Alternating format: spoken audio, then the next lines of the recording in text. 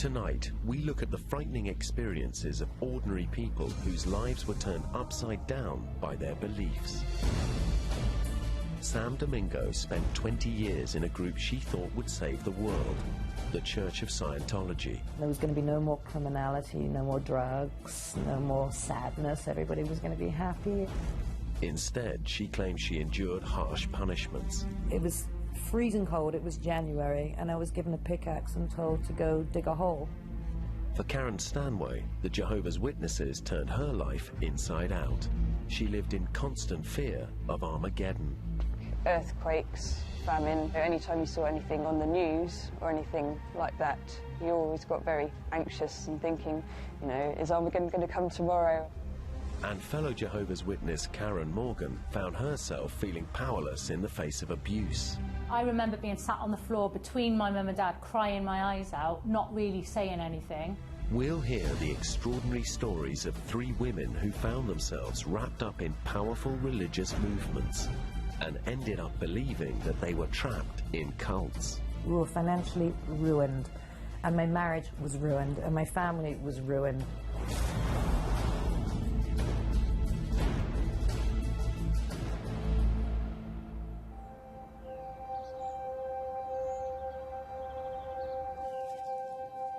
Sam Domingo spent nearly half her life in the Church of Scientology. She joined in hope and found much that was positive, but she left in anger.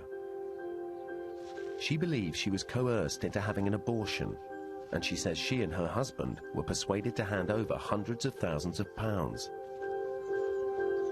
Scientologists will consider that Scientology is more important than their lives, it's more important than their families, it's more important than having a roof over their head, it's more important than food, it's more important than everything, and that's always a dangerous thing.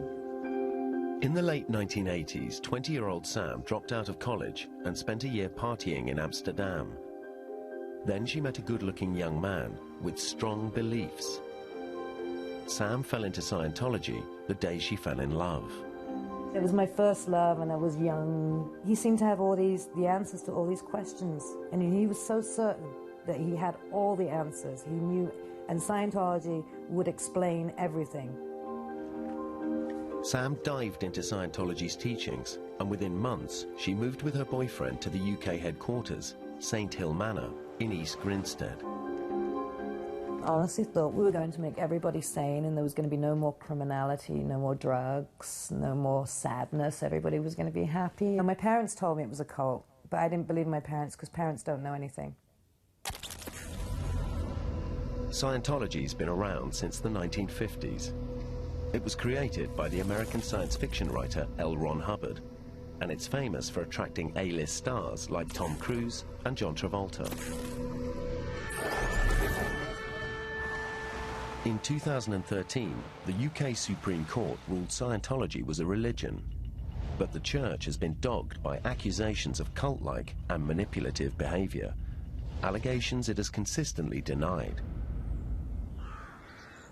That's St Hill Manor, and then to the left, dwarfed, is the castle. It's the wee little castle. It is a beautiful place. At St Hill in the late 1980s, Sam joined Scientology's most devout followers. She remembers she was immediately immersed in a strict regime. You know, you are instantly cut off from the outside world. You know, you have no TV, you have no phone. Your calls are monitored, your communication with your family is monitored. Every time you have a question, you get an answer from them, their answer. And after a while, you're only getting their answers and your reality changes completely. Living in communal digs down the road, Sam spent as much as 15 hours a day at St Hill. There, she was required to go through a process known as auditing, which is meant to rid followers of spiritual disabilities. Believers are wired up to a special electronic meter and asked detailed questions about their lives. Sam remembers it was an emotional roller coaster. You really do go from this euphoric, I'm out of my body, this is amazing, I can do anything, and then the next minute you're sort of well, you know, I'm not really getting this, and it's because I'm a bad person, I'm not very ethical, and I don't deserve to. It goes like that. The strict regime Sam encountered at St. Hill was because she had chosen to join Scientology's small number of most dedicated members in a group known as the Sea Organization. According to Scientology, the Sea Organization is a religious order, similar to monks. Membership is voluntary, and its disciplined life is only for the most devoted Scientologists.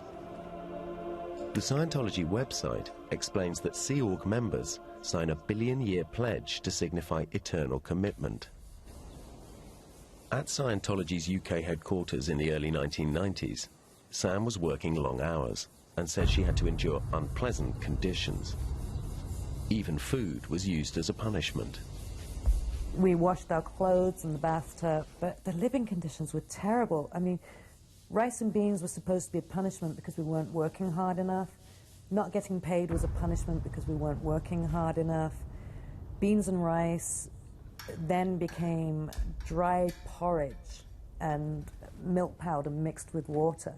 Sleeping on dirty old mattresses in crowded rooms.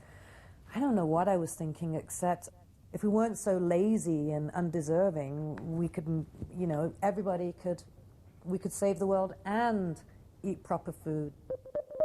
Scientology sent us these photos of facilities around St. Hill Manor today. They reject Sam's claims as untrue and say they bear no relation to current conditions. They also say that Sea Organization members are not cut off or monitored, that they have phones and computers and enjoy a varied menu. Although Sam thought the conditions were harsh, she remained a committed follower. People don't understand why people don't just leave, and there are many reasons for that.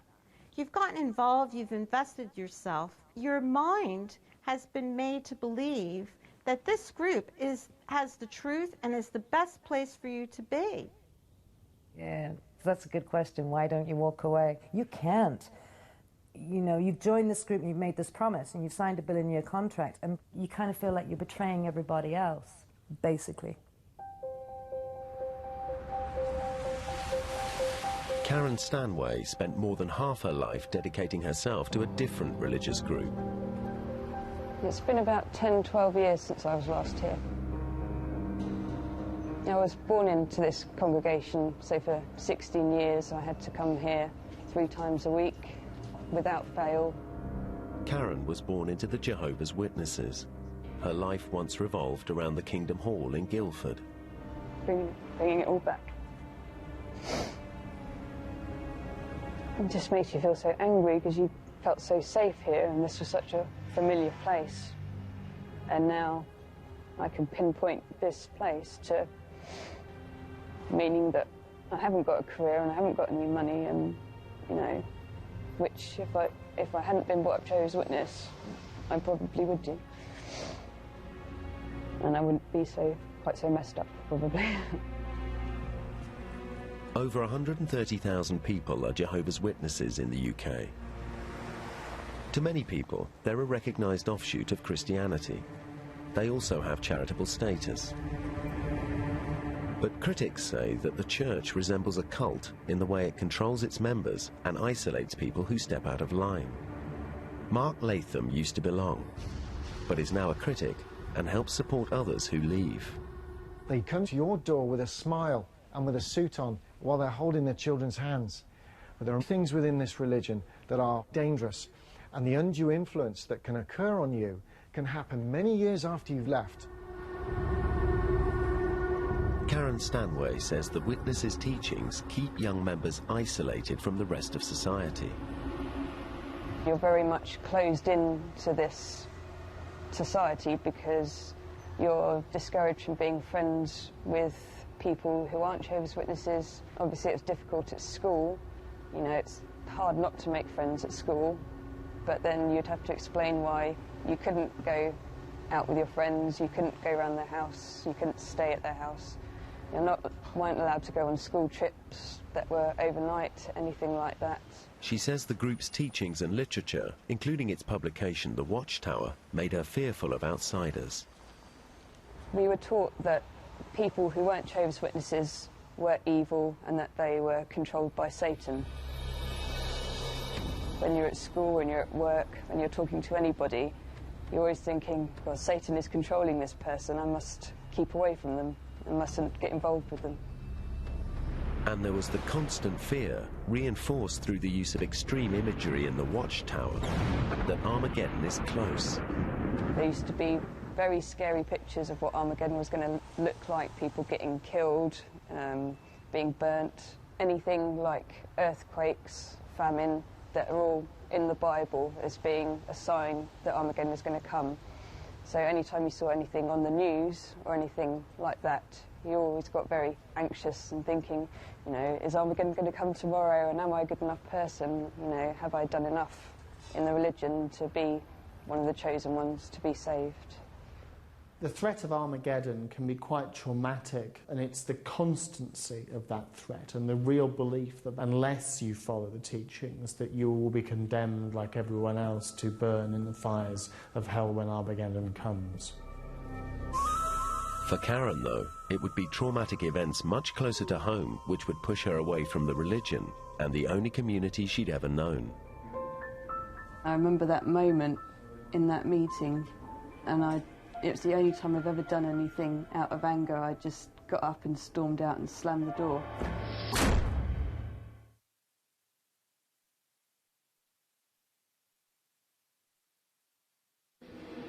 By 1994, Sam Domingo had spent 5 years as a Scientologist in the elite Sea Organization. Most of her time was spent at St. Hill Manor, the British headquarters. She says she had to cope with communal living and long periods of separation from her family. I would beg for time off. Can I go home? Can I go see my mother? No. You can't be replaced. Your work is too important. One Christmas, she rebelled and ran away to spend time with her mum. My mom had been saying, come home for Christmas. So I ran away. I actually hitchhiked from East Grinstead to Derby. Spent Christmas and then called the organisation full of blame, shame and regret. Sam says she was punished for rebelling with harsh outdoor work in freezing weather. And then, unexpectedly, the organisation told her it needed her to work in California as a supervisor at its celebrity centre. I was trained to supervise the courses. I mean, a Scientology supervisor doesn't really do anything other than make sure people are reading their Scientology materials, because nothing can be altered. Everything L. Ron Hubbard wrote has to come in its pure form from L. Ron Hubbard. Sam was a long way from home, but at least her living conditions improved. Celebrity Centre, you were in front of the public, so we had nice clothes and we got fed, which was really good. So for me, that was a big step up. And the uniforms got washed. We didn't have to wash the uniforms in bathtubs with soap, because it probably wouldn't look good to the celebrities. By now, Sam was no longer with the boyfriend who first introduced her to the Church of Scientology. But she was about to find out just how much the organization liked to say in the relationships of its elite members. Sam had a growing friendship with one of her colleagues, and this soon drew the attention of their leaders. I had gone off to Celebrity Centre and started flirting with a guy that worked there. And, you know, within a few weeks, it was, you know, it had already become an ethics matter. You guys need to get married. It's going too far. You know, you're holding hands. You need to get married. To Professor Rod Dubrow-Marshall, it's behavior like this which makes Scientology seem less like a religion and more like a cult. Groups will often say to individuals who you can sleep with, whether you can have a child or not. There are even examples of where they've made people have abortions. And this is just a way of completely controlling the individual and basically saying to the person, we own you. So we got married, and I was on the pill, and woohoo, I found out I'm pregnant. As Sam was in the most dedicated part of Scientology, the Sea Organization, that meant that her happy news was bad news. Sea Organization members are not permitted to have young children. If a female member becomes pregnant, she and her husband are required to leave Sea Org to have the baby. It was officially an ethics matter. So I went to the ethics office and I said, hey, look, I've gotten pregnant. Bang! Just like I had committed the ultimate sin. And the next thing that came was, so what's the greatest good for the greatest number of dynamics here? Like, are you asking me to have an abortion? Well, what's the greatest good? You know, it was, yes, basically, yes, the right thing to do is have an abortion. That was made very, very clear to me. And when I said, absolutely not, you know, I'm going to talk to my husband about this, I mean, because that is your first line of support, your husband. No, I wasn't allowed to talk to him.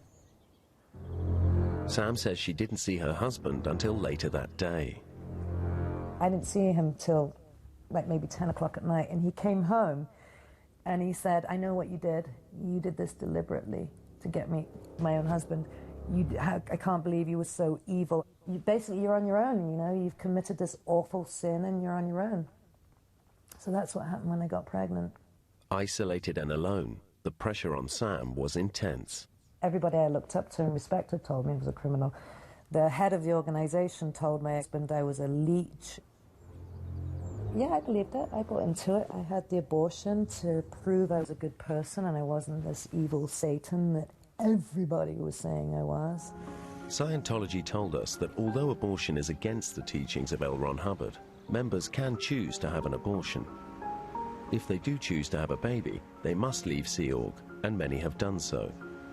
They can rejoin it when the child is older, and some do. For Sam, the pressure she felt to abort her baby has left a permanent scar. I murdered a child. That's the way I look at it, and it will forever live with me that I murdered a child. And that's the way I see it. And I will never forgive myself for that, and I will never be able to right it. But despite the trauma, it would take Sam nearly 15 years before she could finally bring herself to walk away from Scientology.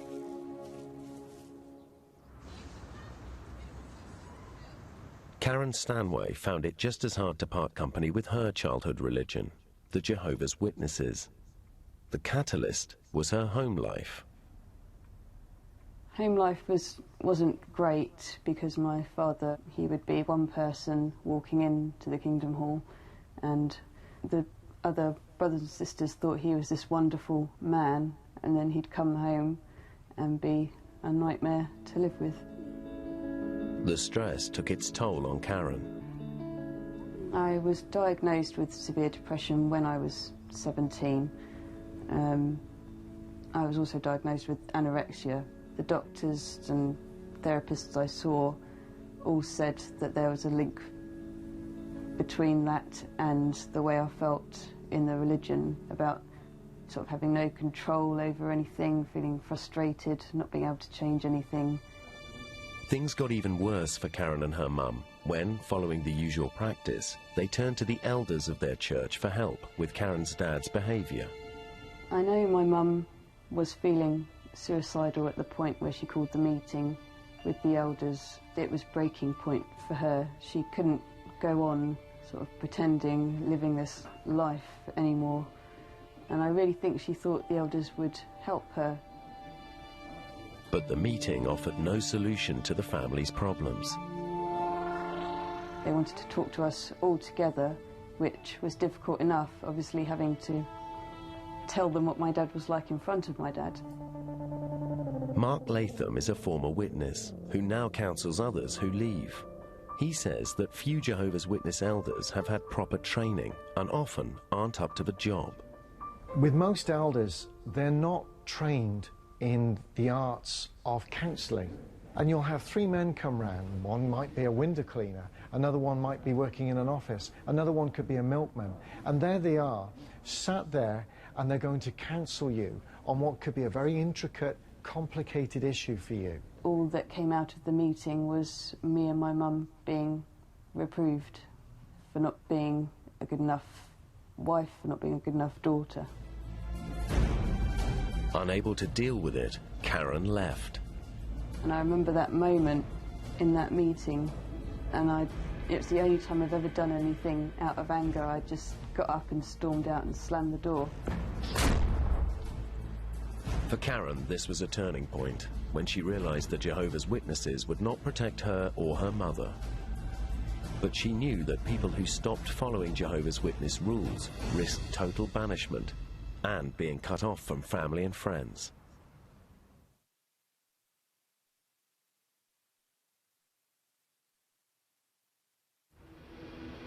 Within each Jehovah's Witness congregation, the elders' rule is often absolute. And critics accuse them in some cases of refusing to allow criminal acts to be investigated by outsiders, even the police. It's claimed members who oppose this can be banished from all contact with friends and family. It could be a sexual issue. It could be anything. You might be suffering from some form of clinical depression, and you need real medical assistance and help and guidance to get you through it. But these elders, when they arrive, will not have those qualifications to do it. But what they do have is an absolute, rock-solid control over you, and they will get what they want. Karen Morgan from South Wales knows this only too well. Between the ages of 12 and 14, she was subject to sexual abuse from her uncle, Mark Sewell, a well-respected church elder who held a position of power and trust within the group. He started to become over-familiar at the beginning, suggestive, trying to get me to kiss him on the mouth. That's how it began. And it's from then that life started to change for me. Karen initially had no idea her uncle's behaviour was inappropriate. I think Jehovah's Witness children in general are very innocent. We never hear about dangers, and we were taught you can trust Jehovah's Witnesses. You don't trust anyone else, but you can trust them. And especially people who are of a good standing in the congregation, like a ministerial servant or an elder. But when her uncle's behaviour got worse, Karen realised something was wrong. He'd start calling me from his bedroom, but if I didn't answer him, he would then come into my bed wearing just his pants. Finally, Karen told her parents, who as devout Jehovah's Witnesses got her to write it all down and put it to her uncle. And my mum and dad said, right, following the Bible, there's a scripture in the Bible which says if you have a problem with your brother, you must first go and lay bare that problem with your brother. So how it's done is my dad handed Mark what I had written. Mark read it, laughed, and then sort of threw it at my dad and just said, no, she's confused, she's made it up, she's telling lies. I remember being sat on the floor between my mum and dad, crying my eyes out, not really saying anything. And that was pretty much left like that. Karen was told not to talk to anyone about what had happened, and Sewell carried on his behaviour with her. She would later find out he was doing the same thing to other women in the community. It was 2 more years before further allegations came to light. 9 women came forward, some alleging they'd been raped. But still the elders didn't report the case to the authorities. If it was me and my children, the first time my daughter ever told me anything like that, I'd be straight on the phone to the police. I wouldn't be considering, oh, well, I'm going to have to run this by the elders. According to former Jehovah's Witness Mark Latham, Karen's story is not an isolated one. Karen's case is very typical of many of the cases that are out there, simply because the elder arrangement manipulates events, or can manipulate events, through secrecy. And there are occasions where the molester or the rapist is an elder themselves. And so they can conduct themselves within the secrecy of their own elder group to influence matters on another level, to make sure that they protect themselves.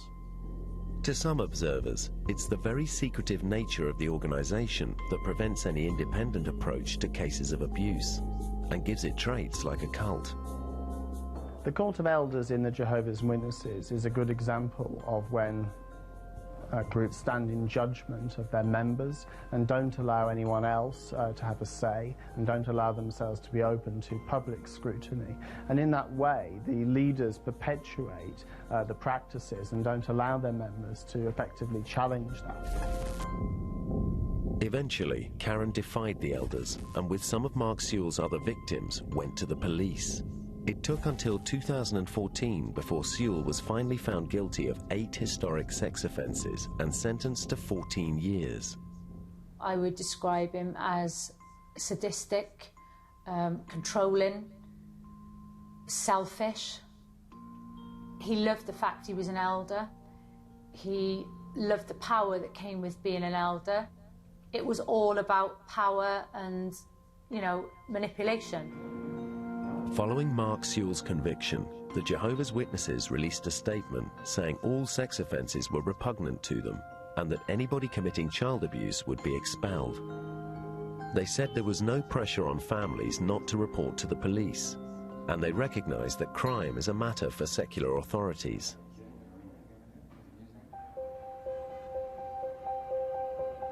By 1995, Sam Domingo's marriage to a fellow Scientologist had collapsed after she felt obliged to abort their baby.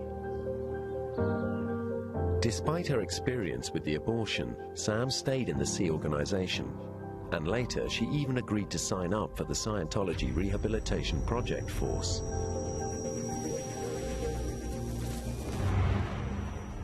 As an idea is like, you're a damaged piece, you're not doing well. You're going to go off here and you're going to get some spiritual counseling, and everybody who's there is going to work together, and then you're going to come back when you're all fixed. It's supposed to be like 2-3 months. According to Scientology, the Rehabilitation Project Force is a voluntary program of spiritual rehabilitation. Its purpose is to provide a second chance to those who have failed to fulfill their ecclesiastical responsibilities as members of the Sea organization. Sam says she made friends there and had some good times, but ultimately she found it a harsh place. Literally, there's a prison camp. You're put on there, you're not allowed to communicate with anybody else outside of this group. You have to call everybody sir. You're the lowest of the low. You wear black boiler suits, you have to run everywhere. You have to receive, I think it's 5 hours of counseling a day. I wasn't allowed to use the phone. I didn't have a phone. I wasn't allowed to use a public phone. We were sent on little backboards with wheels underneath the kitchens and scraped grease amongst cockroaches and silverfish and rats. That was what I experienced. Other people had to climb inside skips and clean them with toothbrushes. But something kept Sam going. Before starting the Rehabilitation Project Force, she'd caught the eye of a recent high-profile recruit to Scientology. Placido Domingo Jr., the son of the legendary opera singer, and he was determined to get her out of her harsh rehab. I'd met Placido, but I'd agreed that I was very bad and I wouldn't be with him, but he wasn't accepting of that. He was basically dropping threats. You know, if you don't let her out, I'm going to get a chopper in there, I'm going to come and bust her out. So that's the point where they let me go, when they were under that much pressure, like, you know, literally, let her go or I'm going to send a helicopter. That worked. When Sam left rehab, she married Placido. They left the Sea organization and started a family. But Sam still couldn't totally walk away. She believed it was her and not Scientology which was the problem. I messed up, I'm bad because Scientology's good, and Scientology has the only solution for mankind, and I need to protect that and nourish it. And if I fail because I'm being selfish, because I want certain things in life, that is my failing. And, you know, who am I to want to have kids and a marriage and a happy life? Although they no longer worked for Scientology, Sam and Placido Jr. felt they could still gain spiritual enlightenment. So they decided to sign up for more courses and counseling. But Sam claims once she stopped working for Scientology, she started to have to pay for its services. And she claims she also got a bill for all courses and counseling she'd previously received. This is known as a freeloader bill. So I had 3 kids, and I did my amends for leaving the Sea Organization, and I said, I'm really, really sorry, and paid them lots of money, and I paid my freeloader debt for all the amazing things I'd received as a staff member, $50,000. And then, you know, it was $10,000 for an intensive of this, and $10,000 for repair, and $10,000 for this course. Over the next 10 years, Sam estimates she and her wealthy husband paid Scientology £200,000 for courses, as well as tens of thousands more in donations. More money, more money. The next course. Get you through the course as fast as you can. Buy the next one. It's all very urgent. You have to do it now. And it's very vital that you go to the registrar and you hand your credit card. And if you don't have the money, find it, borrow it, take a loan. That makes it even harder to turn back when you've invested so much. Scientology denies Sam's claims and says people are not pressured to take out loans, use credit cards, or make other payments. They say there is no compulsion to buy courses or literature or pay for its services. By 2009, the cost had put a strain on her finances and her marriage was falling apart. Sam Domingo finally began to question her involvement with Scientology. We were financially ruined, and my marriage was ruined, and my family was ruined, and I went, this is not working out too well. She turned to the internet and websites she'd previously been forbidden to look at. Sam was overwhelmed by the stories she read of people who said their lives were ruined by Scientology. All of a sudden, everything made sense, and I was out, just like that, just because I disobeyed the rule about not going on the internet.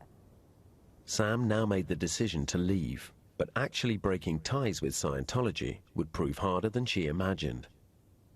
You create a prison in your own mind. Like, your mind becomes the prison. There's nobody stopping you walking out, but your mind, you become your own prison guard. Rod Dubrow-Marshall has come across many people who say they felt trapped, like Sam. It's only after a period of time when you've had the chance to doubt and think about what you're doing, and it's like a pressure cooker. It builds up slowly over time, sometimes over many years, before people then have the courage to leave and leave what they've devoted themselves to. As soon as Sam told the Church of Scientology she was leaving, she was declared a non-person, or a suppressive. If you're declared a suppressive person, you are basically excommunicated from the church, denied all rights and privileges, which include the rights and privileges of having friends, or having a family, or having a job. So anything that you had in your life that was connected to Scientology is gone. Her marriage was already over. Now Sam's life began to fall apart, as she says she was shunned by her fellow Scientologists, people she used to consider friends. For 2 years, it was hell. It was hell. And I was barely keeping it together, and I was only keeping it together for the kids. There was one point I felt suicidal, because I'd lost everything. I'd lost my friends, I'd lost my marriage, you know, utter mess. And the kids were in a state, and I felt responsible. Slowly, she started to rebuild her life. The point I decided to fight back was where the kids got targeted. You know, my 7-year-old was excommunicated because I was excommunicated, and her friends disconnected from her, and nobody in Scientology would have anything to do with this. The Church of Scientology has said Sam is disingenuous to complain if she was shunned, since it was she who publicly announced her disconnection from the church and made abusive statements about it. According to Professor Rod Dubrow-Marshall, it can be difficult to go back to everyday life after leaving a group like this. Re-entering society is very hard because there's a huge gap in your life that you don't want to explain to people. You've not had a career, your CV is kind of empty, you have no money, you have no friends, you have to remake your relationship with your family, and it's a whole process of rebuilding, really from the ground up. And for Sam, there was the added responsibility of 3 children to care for. It was going to be a slow and painful journey back.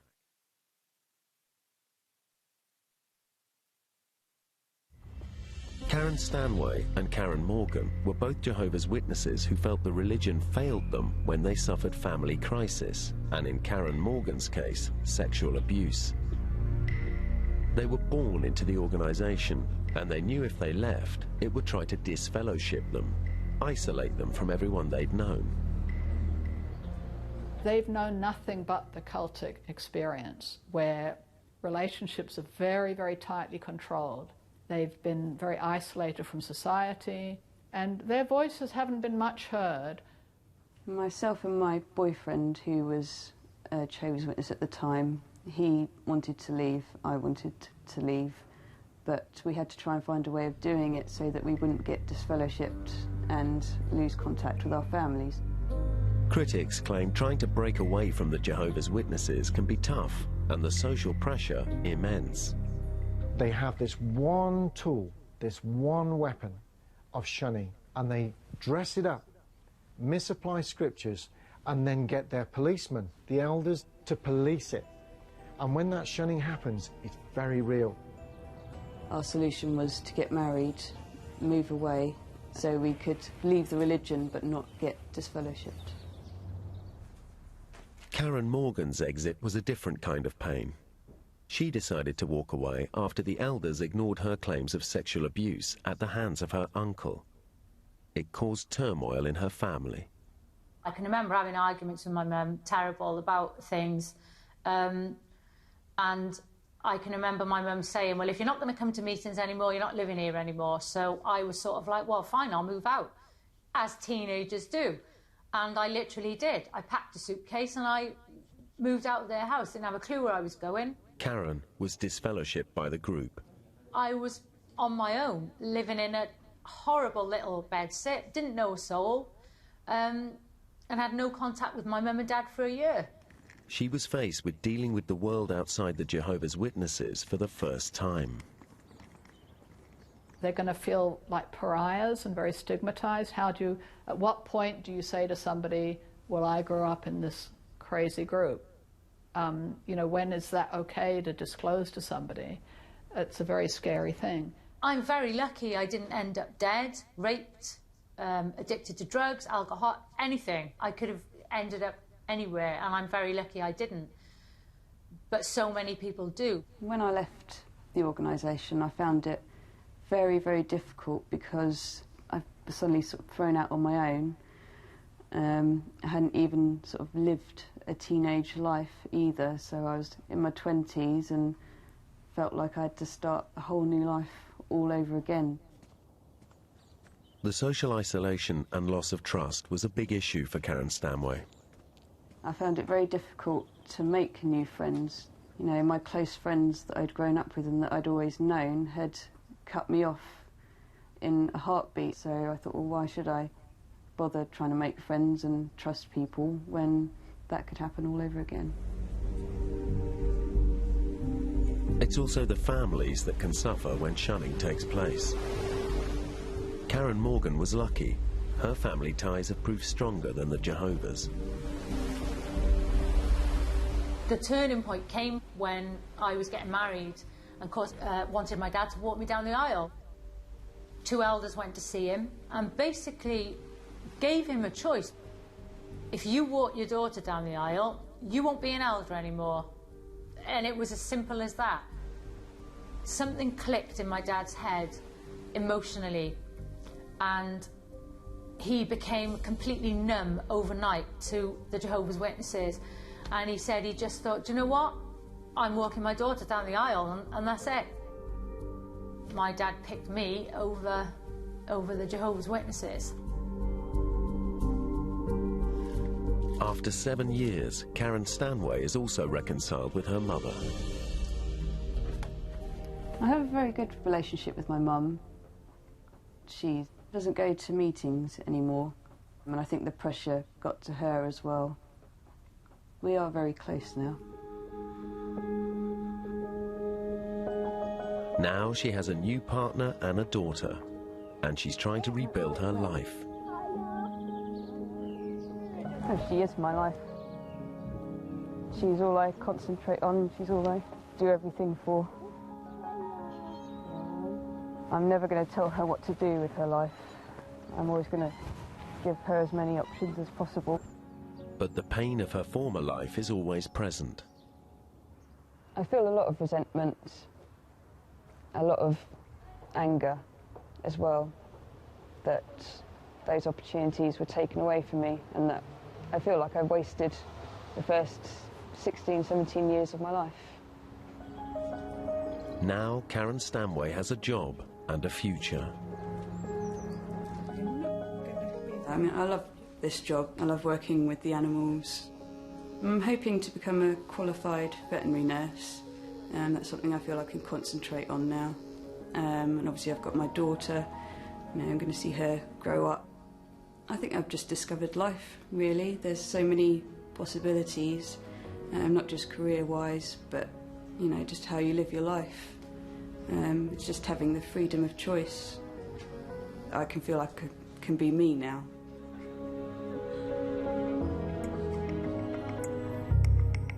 5 years after she left the Church of Scientology, Sam Domingo has finally started to rebuild her life back in the UK.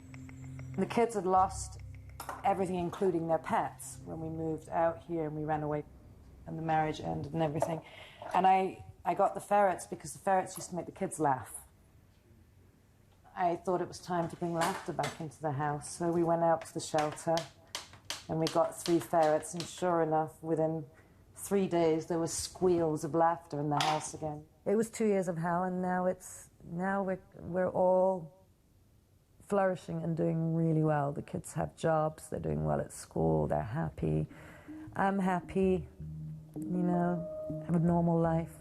Scientology was a key part of Sam's life, and she accepts not all of her experiences were negative. But Sam now has a mission to stop them recruiting new members. My experience in Scientology, what did it do to me? It made me a stronger person. It made me a wiser person, and it gave me the ammunition to fight back. Sam may no longer be inside the church, but she remains a rebel, returning to Scientology's UK HQ in East Grinstead. We fight back by exposing the abusers, telling people what really happens so they don't get any more people. Where are you from? Oh, I used to be a Scientologist. I used to actually be a Sea Org member. What's your name? Samantha Domingo. Thank you, Samantha. What's your name? And then we do the naughty stuff, testing your security. So if I were to walk on to the church property right now, I would be met with very panicked people, such as the paranoia. When I look back on things I believed in the church and things I did, I see a completely different person.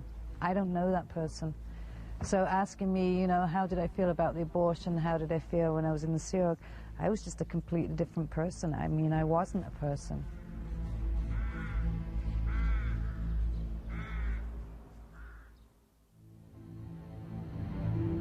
The Church of Scientology does not accept any of the complaints or criticisms made in this program.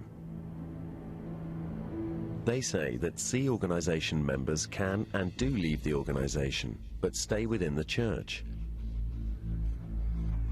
They add that Sam Domingo left the Sea Org in 1995 and stayed a member of the church for a further 15 years. They told us that her complaints bear no relation to the church today. They add that the vast majority of Scientologists live ordinary lives and come from all walks of life.